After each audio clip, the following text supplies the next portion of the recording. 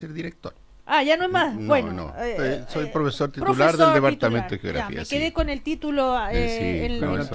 anterior. Es que es director espiritual. Claro. Pasó hace un tiempito eso. Oiga, Francisco, Sí, lo sí. invitamos para hablar así, pam pam, vino sobre esto que ha sido noticia mundial, este gigantesco iceberg. Del porte de Chiloé.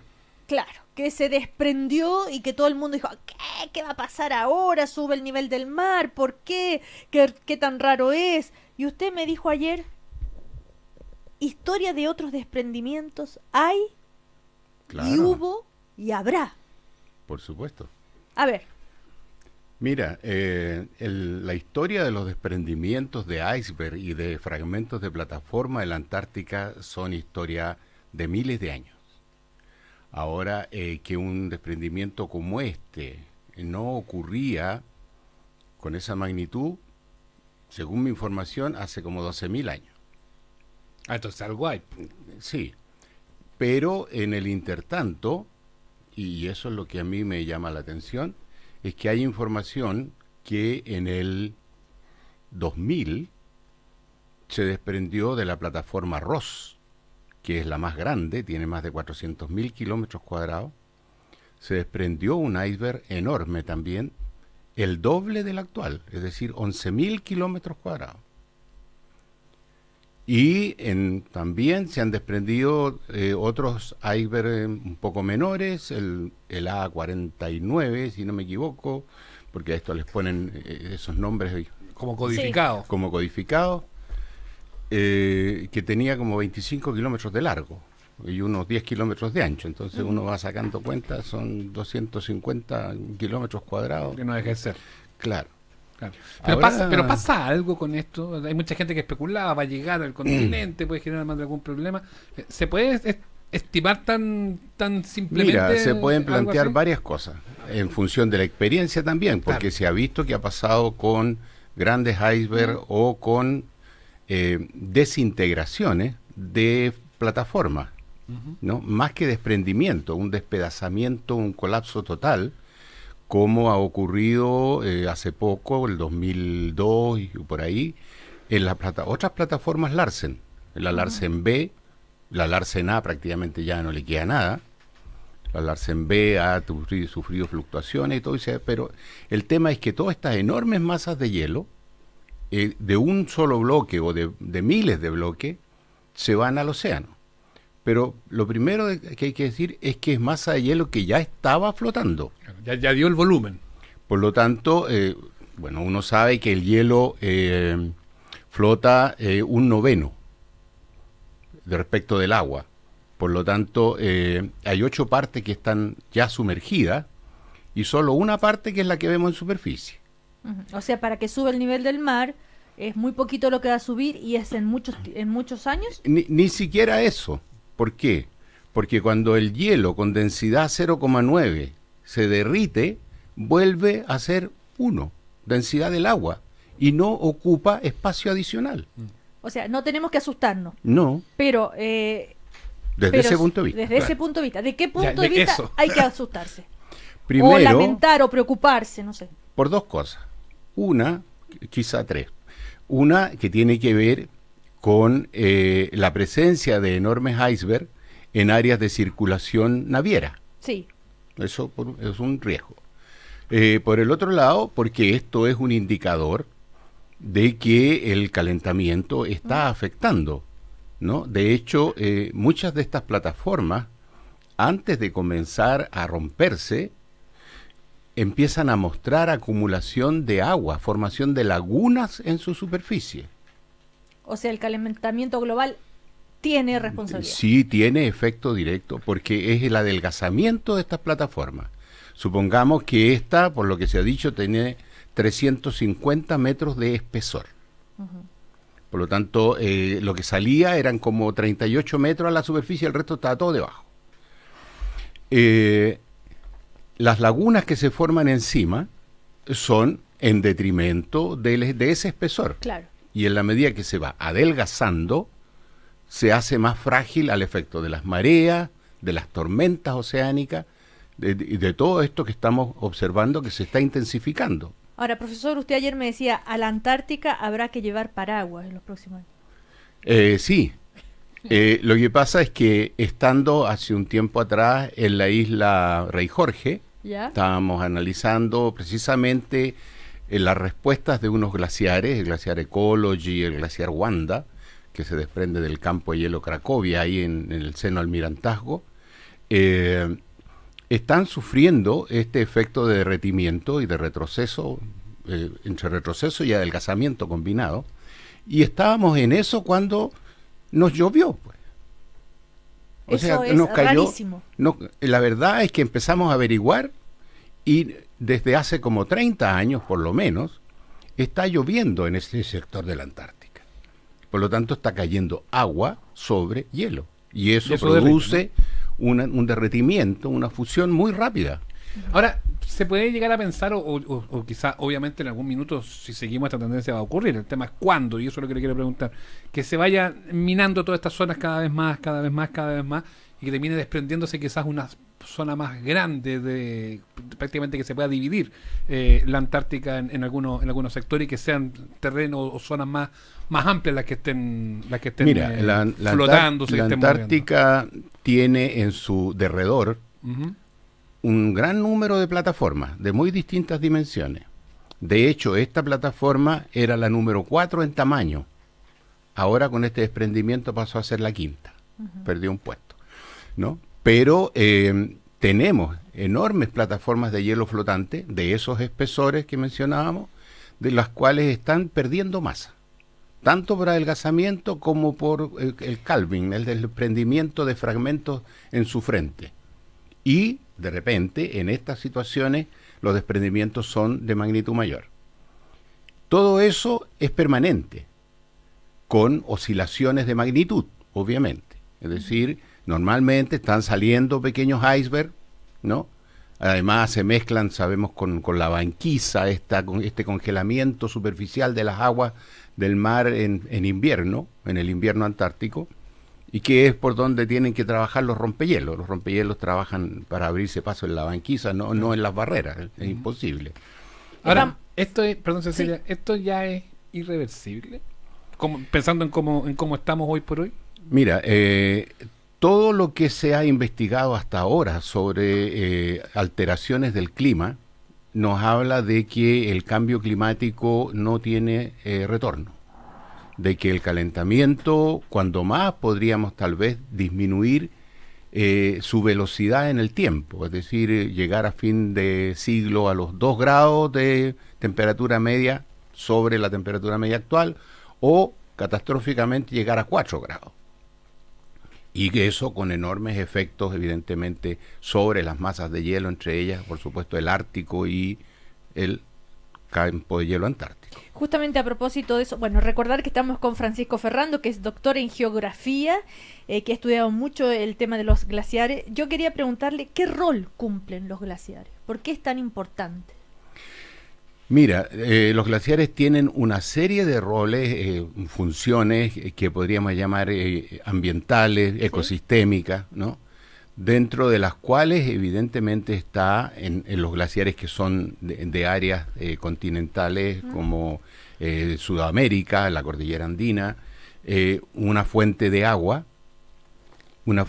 finita, porque tenemos que pensar que los glaciares son, llamémoslo así, un regalo que nos dejó la última glaciación, el último gran periodo glacial que afectó a la Tierra, que no se han vuelto a formar nuevos glaciares desde hace más de 14.000 años, y que muchos se han derretido, pero que en el caso de la cordillera de los Andes todavía tenemos mucho de ese hielo, no solo el hielo de los glaciares que se ven, sino también otras formas que se llaman de glaciares rocosos o de hielo en el subsuelo, hielo enterrado, y que tienen una dinámica particular, y se diferencian en ese sentido unos de otros, pero son un recurso del cual nos queda todavía una buena cantidad. Ahora, si son, digamos, recursos de agua, lo ideal sería, no tienen agua, de ahí podemos sacar agua, pero al mismo tiempo se regeneran. No se regeneran, ese es el tema. Hoy en día los glaciares todos, con una mínima Entonces, tarde excepción, o temprano, con o sin cambio climático, igual los iríamos perdiendo. igual los iríamos perdiendo. El tema es la aceleración del proceso. Ok. El calentamiento, con toda la influencia humana, lo que ha producido es que las velocidades de derretimiento de los glaciares se hayan acelerado varias veces. Y lo cual significa que nos quedamos con un recurso en una situación crítica, digamos. Pregunta Carolina. Sí, Justo iba a leer lo mismo. Sí. Si estos icebergs llevan consigo fauna. Ujú. Pregunta Carolina. Mira, en los glaciares hay un entorno que es todo el sistema periglacial, y dentro de ese sistema periglacial hay fauna ¿Ya? que se mueve en la alta montaña, eso por un lado. Ahora, si vamos a la Antártica, en las plataformas, lo que hay, por supuesto, es toda la fauna antártica, sobre todo los pingüinos y las focas, ¿no es cierto?, que utilizan los fragmentos de plataforma como lugares de descanso, como lugares de estacionamiento o como lugares de vida. Pero dentro mismo del hielo, la verdad es que lo que se ha hecho en investigaciones sacando testigos de hielo, ¿no?, es que, claro, se puede encontrar, por ejemplo, hay unos microorganismos que son capaces de vivir en el hielo, pero estamos hablando de cosas microscópicas.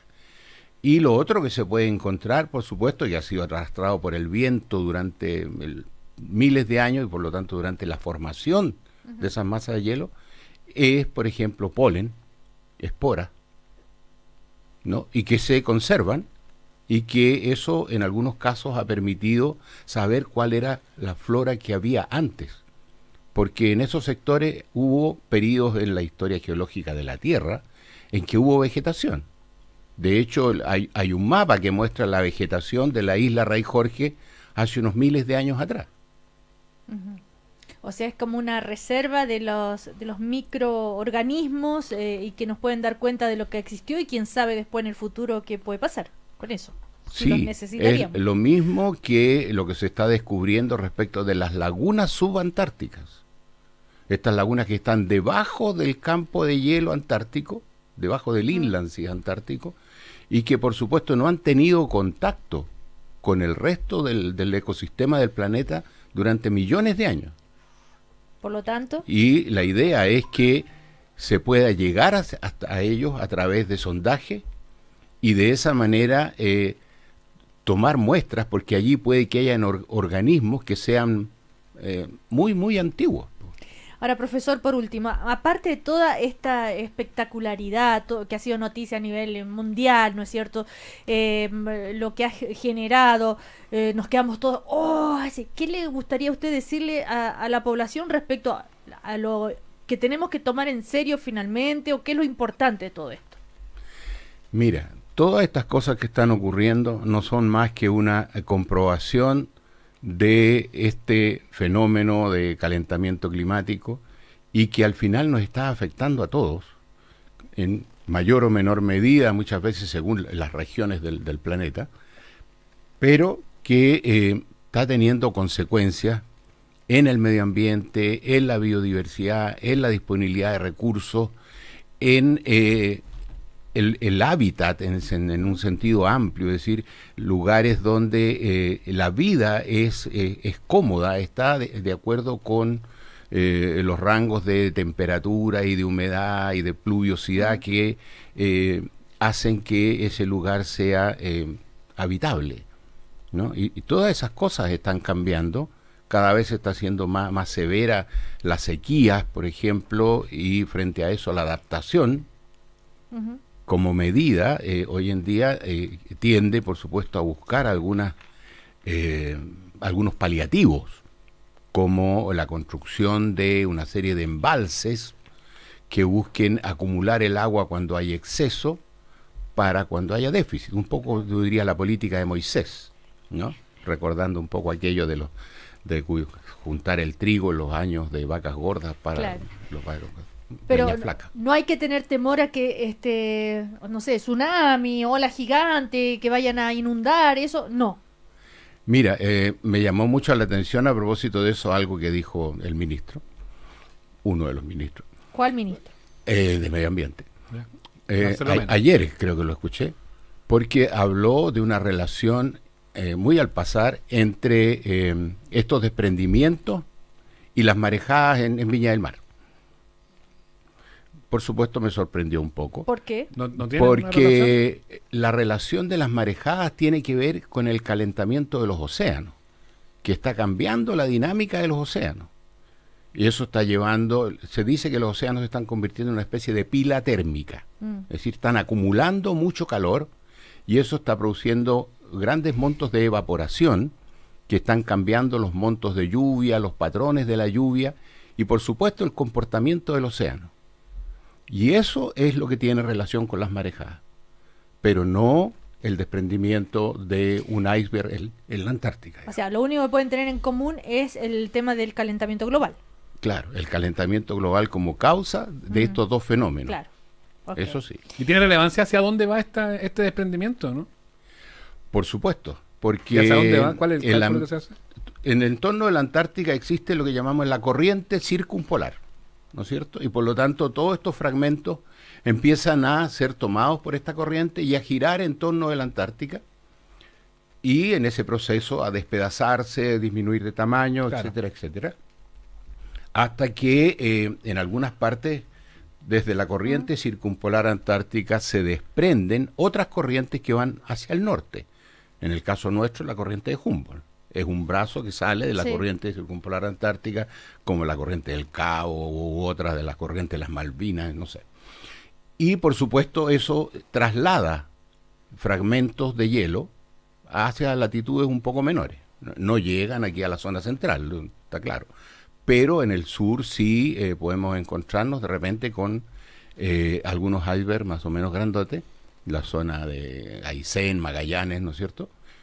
Y eso puede evidentemente tener efecto sobre la navegación fundamentalmente, pero pueden haber otros efectos desde el punto de vista ecológico también, porque ¿Cómo? hay diferencias o alteraciones en las temperaturas de las aguas y en los grados de salinidad, porque en el fondo tú estás echando, supongamos, yo calculaba 1,8 billones de metros cúbicos de agua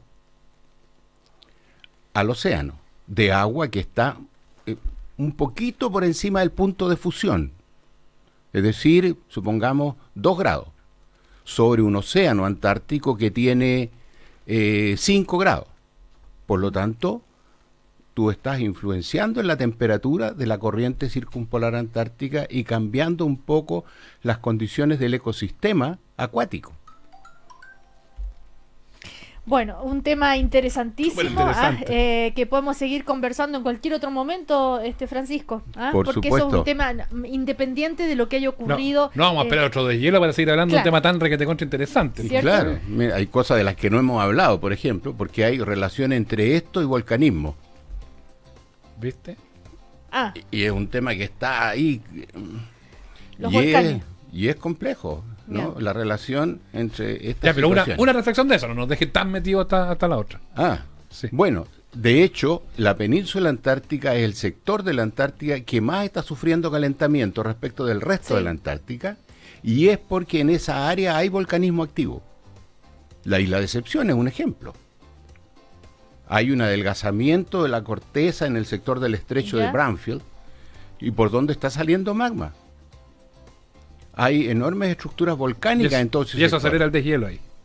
Y que ese calentamiento, que tiene que ver con una suma, uno diría, del calentamiento por el lado atmosférico, más el calentamiento endógeno, el calor latente que viene Que eso desde, es- desde debajo de la corteza.